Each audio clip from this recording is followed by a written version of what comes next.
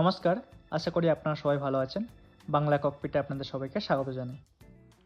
আজকের আপনাদের দেখাচ্ছি যে সেসনা 172 প্লেনটির ককপিট কেমন হয়। আপনারা দেখছেন এটাই হচ্ছে সেসনা 172 প্লেনটির ককপিট। আর আপনাদের আজকের দেখাবো যে এই প্লেনেরও কিন্তু 6 প্যাক হয়। আজ আপনাদের এই প্লেনের ওই 6 প্যাক অর্থাৎ 6টা ইনস্ট্রুমেন্ট এর সম্বন্ধে আপনাদেরকে জানাবো। এই যে আপনারা দেখছেন এটাই হচ্ছে এই প্লেনের 6টা ইনস্ট্রুমেন্ট।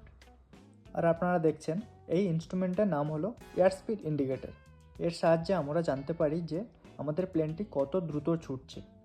আর আপনারা দেখছেন আর এই ইনস্ট্রুমেন্টটাকে বলা হয় টার্ন কোঅর্ডিনেটর। আর এর সাহায্যে আমরা বুঝতে পারি যে আমাদের প্লেন বাম দিকে বাঁকছে না ডান দিকে বাঁকছে। আর দেখছেন আর এই ইনস্ট্রুমেন্টটাকে বলা হয় আর্টিফিশিয়াল হরাইজন। এই যন্ত্রটির সাহায্যে আমরা দেখতে পাই যে আমাদের প্লেনটি কতটা বাম দিকে বাঁকছে বা কতটা ডান দিকে বাঁকছে। আর বুঝতে পারি যে আমাদের প্লেন উপরে উঠছে কি নিচে নামছে। আর এই যে ইনস্ট্রুমেন্টটা আপনারা দেখছেন এটাকে বলা হয় ডাইরেকশন ইন্ডিকেটর। অর্থাৎ এই যন্ত্রটার সাহায্যে আমরা দিক নির্ণয় করি যে আমাদের প্লেনটি কোন দিকে যাচ্ছে। আর এই দেখুন এই যে দেখছেন এটা খুবই ইম্পর্টেন্ট ইনস্ট্রুমেন্ট, একে বলা হয় অল্টিমিটার।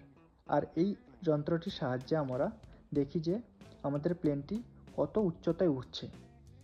আর এই যে দেখুন এটা হচ্ছে 6 নম্বর ইনস্ট্রুমেন্ট, যার নাম ভার্টিক্যাল স্পিড ইন্ডিকেটর।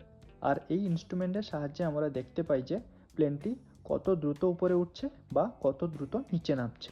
আর এই হলো প্লেনের 6টা ইনস্ট্রুমেন্ট। আজকের এই পর্যন্ত। আরও এরকম নতুন নতুন তথ্য জানার জন্য বাংলা ককপিটের সঙ্গে যুক্ত থাকুন। ফিরছি পরের ভিডিওতে। আপনারা সবাই সুস্থ থাকবেন। নমস্কার।